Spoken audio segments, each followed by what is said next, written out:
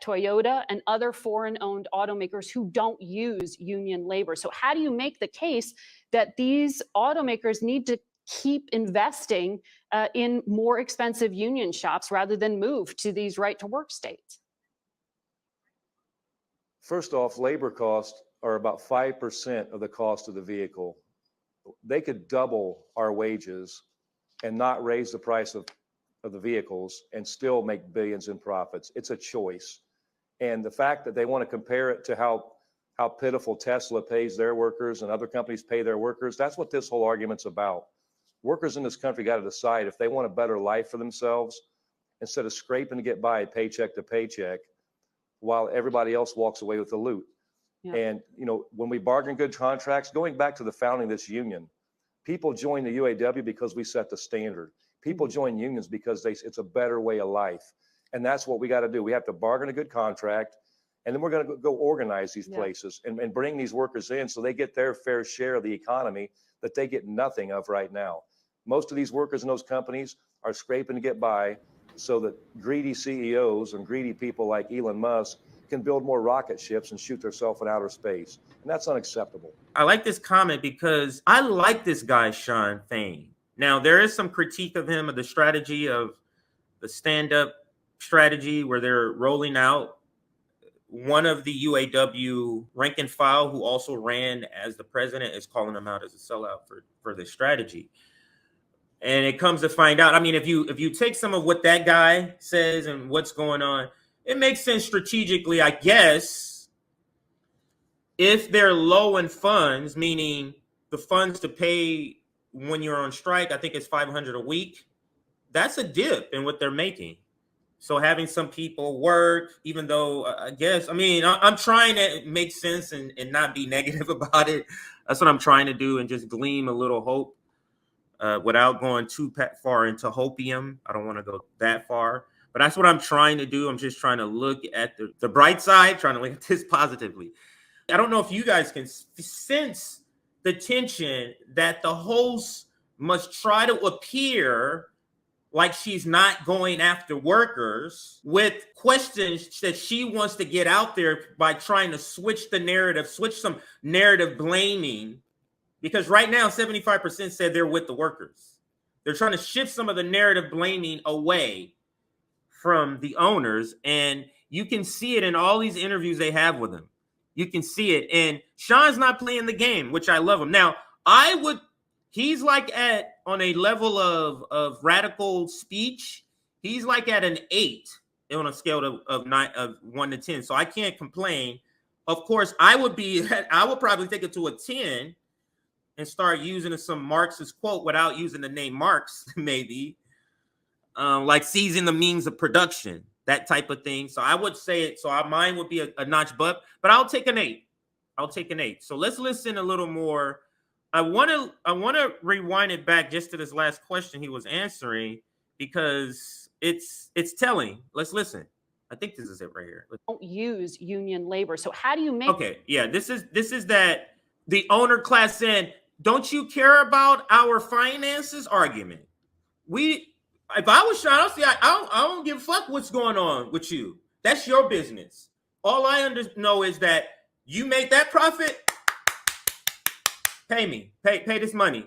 Oh, you got this expense? Oh, that's fine. Talk to your shareholders about that. Otherwise, pay me my money for my labor. I don't give a fuck about what your calculation is to get your profit. Pay me my money. That's how I would be. But anyway, I'm not complaining necessarily about Shawn's response, but I'm just saying I would be taking it to that place. Let's listen. Left behind. That's got to stop in this country. Ford has said that your demands would more than double the labor costs, which are already significantly higher than the labor costs at Tesla, at Toyota, and other. How is this not an owner argument? That me, the owner, my cost of labor is higher than my competitors. How the fuck is that any of our business as a worker? How is that any of our business? That's none of our business, and that has nothing to do with the calculation of what you're going to pay me, sir, or ma'am, or person.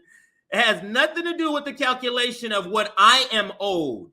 You're telling me this is too much information. It's too much information for the negotiation of my payment. Let's listen. They're foreign-owned automakers who don't use union labor. So how do you make the case that these automakers need to keep investing in more expensive union shops rather than move to these right-to-work states? First off, labor costs are about 5% of the cost of the vehicle. They could double our wages and not raise the price of the vehicles and still make billions in profits. It's a choice. You see that part there? That's the part where if maybe CNBC might be the only place where that if this response would get kind of attacked a little bit more aggressively, but they don't like hearing that. Because the billionaires complaining, I'm losing money. Stop lying. You literally could double their wages, double, without raising the cost of the car, and you still making billions. Other union leaders, I would have to say, wouldn't go as far as this, or this is the first time I'm hearing a union leader go this far, at least in their rhetoric. I'm not saying it matches the plan, but at least in the rhetoric, willing to say stuff like this on corporate media. Let's continue. And the fact that they want to compare it to how pitiful Tesla pays their workers and other companies pay their workers, that's what this whole argument's about. Workers in this country got to decide if they want a better life for themselves instead of scraping to get by paycheck to paycheck while everybody else walks away with the loot. Yeah. And, you know, when we bargain good contracts, going back to the you hear her? She wants to cut in. She recognizes a speech, because this sounds a little bit, at least maybe not rehearsed, but it's kind of rehearsed if he's been going on several interviews and he's saying a lot of the same, getting asked a lot of the same questions. So, you know, it's almost like now he has it down. She wanted to slide in there because she knows he's about to go on a speech that, like, the owner's position is so not the position. This is why they never want to get to a strike. Because when you have to talk about these things in this setting where they're actually on a strike and trying to get them back to work, the dynamics of the negotiating always is going to favor the worker. The way we look at it is going to be, wait a minute, you mean you could double what you pay them? And you, without raising the cost of the car, and you still make billions? Why are we here, Ford? Why are we here, Stellantis? You get what I'm saying? It's a dynamic that's not win for them.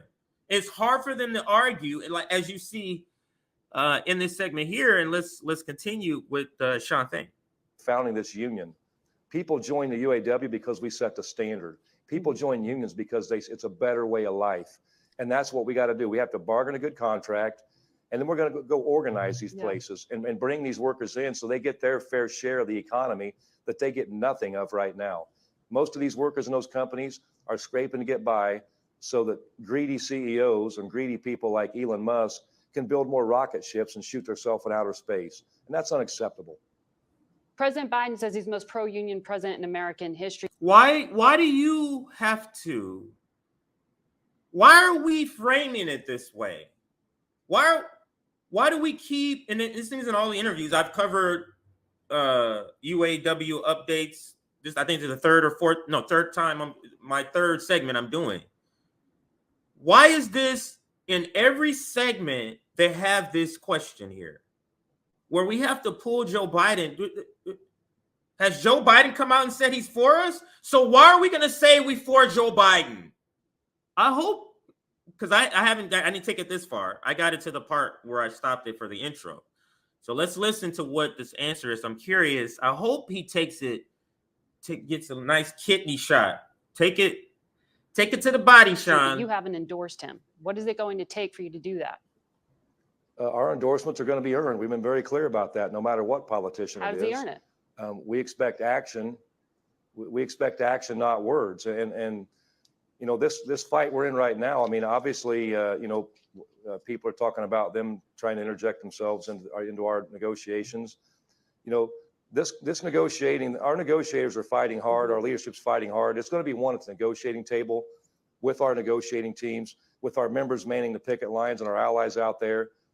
Who the president is now, who the former president was, or the presidents before them, isn't going to win this fight. This fight is all about one thing. It's about work. They didn't like that. Oh, it doesn't matter who the president is essentially what he's saying here. Now, it's not as radical as I would say, but this is a pretty decent answer to the question to say, it doesn't matter. You guys doesn't really fight for us. It's not going to do anything for whether we win our contract or not, who's president.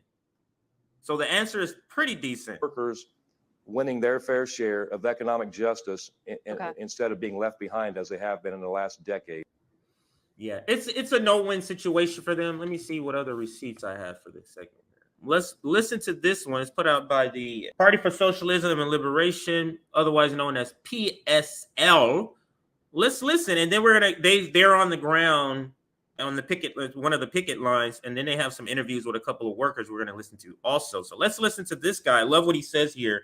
This was right before the strike started, and this is the position or the stance.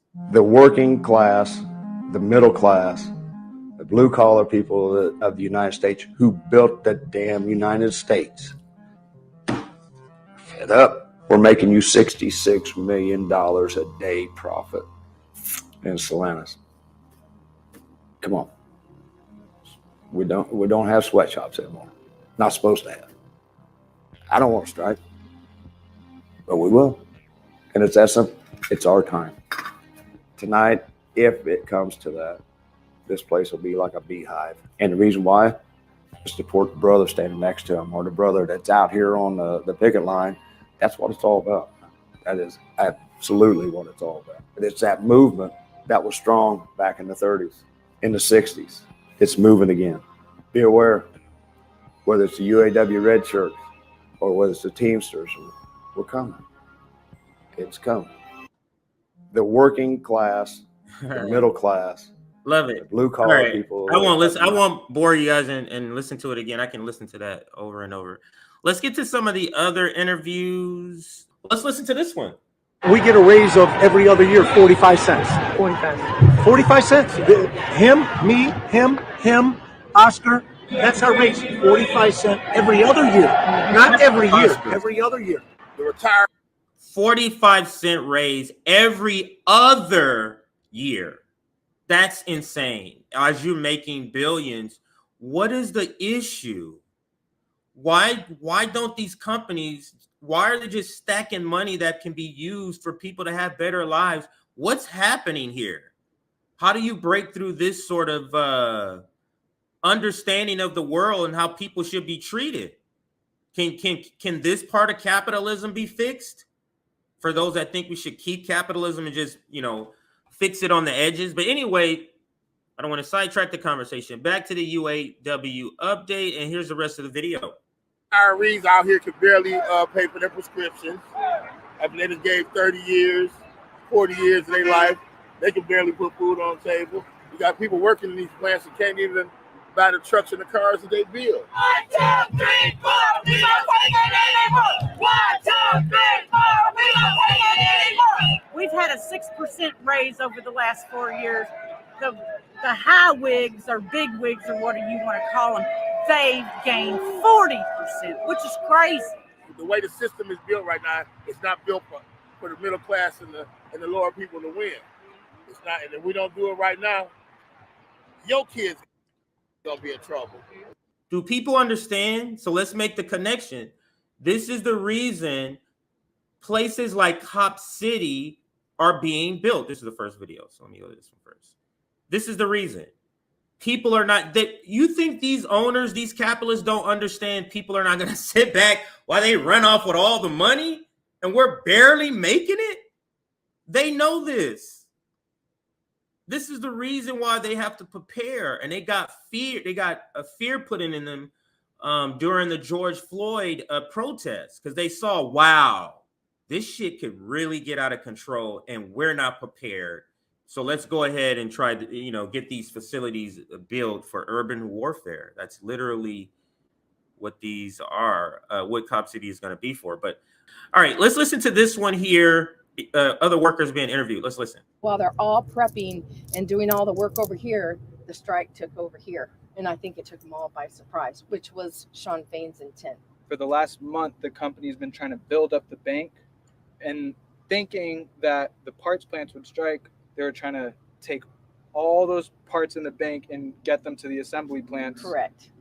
And it Store was them. the assembly plant that Right. struck. Correct. And so now they're just stuck with Now all they're these stuck parts. with this inventory. Wow. Trucks lined out down 50 last night trying to get into the engine plant and the transmission plant, trying to get the inventory out before midnight. That'd be a great expense. Every one of those trucks was an expedite. So what, $300 or $400 minimum expedite? And if they called it in at the last minute, could have been $1,000. Who knows what the next plant will be to walk out? You know, it could be a Ram plant, it could be an engine plant. You just don't know. Mm-hmm. Knowing that they were shipping all these parts, trying to take them to Toledo, and then you hear at 9:53 or 10 p.m.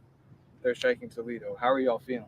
I laughed. I mean, I was like, oh, it's not us. But then I thought, haha, you guessed wrong, Stellantis. I thought they deserved every bit of it. Wow. That's a cool story. That is a fantastic story. So if you didn't catch or you couldn't hear it well, Stellantis thought one other plant was going to be striking. So they were, expediting all their parts or moving all their parts to another plant. So them to kind of take over some of the load of this plant that they thought was going to strike. End up the place they sent these things to, Toledo, it was the plant that went on strike. So that's lovely. Love to hear that. I think there's another part to this. Mary Barra made a comment today on the national news about the strike hurting the local community. This will not be good for the economy overall, and again for all the communities that are impacted. What about the 65 plants they've closed in the last 25 years? Yeah. Drive over to Anderson, where they pulled out Delco Remy, which was GM. What about the empty parking lot you see across from the Kokomo transmission plant that used to be overflowing with cars where people worked there? What about Lordstown, Ohio? What about all these Janesville, Wisconsin?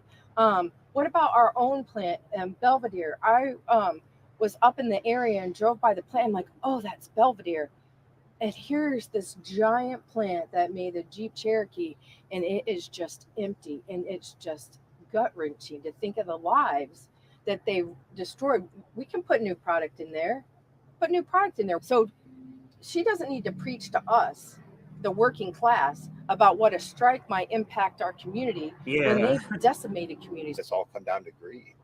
Because for 5 to 8% of the vehicle, they could have kept building vehicles in St. Louis. They could have kept building vehicles in Delaware, where they used to build Durangos. They've had all these plants throughout the country that they've just demolished them and closed them down, and it's just due to greed.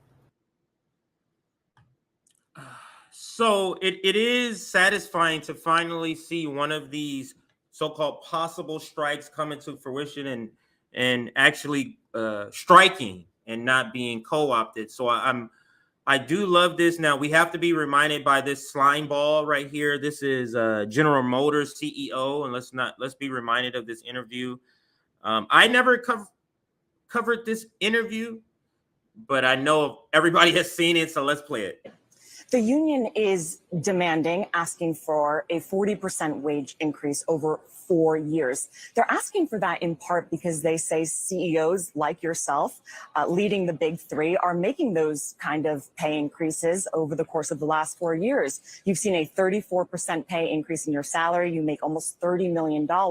Why should your workers not get the same type of pay increases that you're getting leading the company? Well, if you look at compensation, my compensation, 92% of it is based on performance of the company. I think based on the performance of the company, does she really believe that her performance is disconnected from the workers' performance output? Like, does she really believe that?